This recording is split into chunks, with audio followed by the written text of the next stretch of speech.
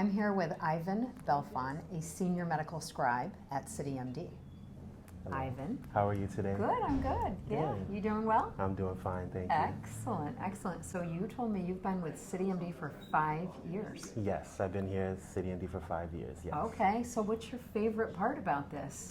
I would say just being able to just help people, honestly. I feel like I'm a very giving person and I love helping people. One thing about healthcare for me is I used to take care of my father, so I know that was one thing that I wanted to be able to do to others in the community. And it just kind of just went all full circle, really. I really think that CityMD has been able to just give me all the experience that I need for like my future career path. And I just think that the amount of people that I was able to communicate with, help, because this location we see everybody across the globe literally. So I think that it's just been a very fruitful experience.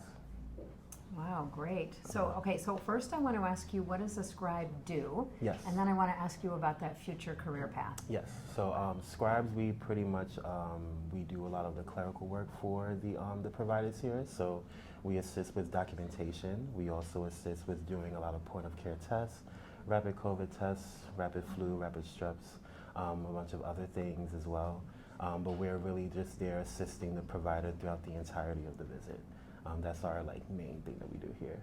Okay, so you spend time with patients in exam rooms. All the time. Helping out. Okay. All right, so you mentioned your future career. Yes. So where are you headed? So I'm working on getting into nursing school.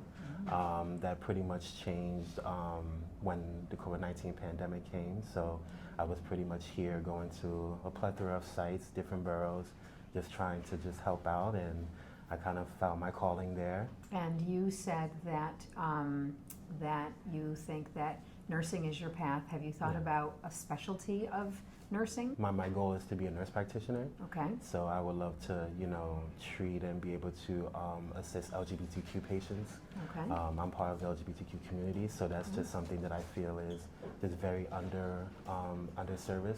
And I just feel that by me just being a part of that, I'll be able to see patients who look like me and be able to treat them and be able to give back to my community in that way.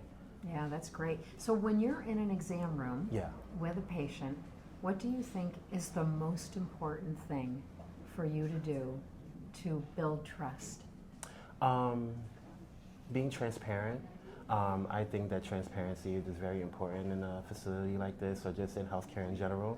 Just letting the patient know what we're doing and have them understand exactly how the visit is going and where we're going with the visit, just so we can all be on the same page. I think it's just the best thing to do. Yeah, that's a great point, particularly in an urgent care setting where I'm sure patients are nervous to begin with and maybe feeling impatient. Yes. I mean, it's more of you have to meet them where they're at, right? Patients who we probably have not seen ever at all come into our facilities based off of word of mouth or just based off of just where they're at in the city, and they come in to seek help. And I think that knowing that they're here for that specifically, really just to seek care, I think is just the halfway point. We're here to provide help and a care and a service for them, and they're here to seek the care. So we want to make sure that everything that we're doing is honest, is transparent, and just making sure that they're here being taken care of and that they're okay. I'm wondering if you could say what you think CityMD does differently than other urgent care locations. I would say this is just based off of just patient feedback. We're very good with follow-up.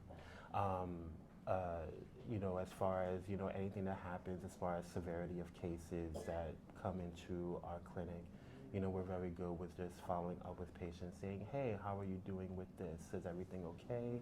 And that's what a lot of what I've noticed. A lot of patients love to come back because they say, "Oh, I was treated very nicely here. I got a call just based off of just how I was feeling, and I just feel that they really do care. So I want to come back to this specific location or just this specific company in general." Especially during the COVID-19 pandemic, we've been very,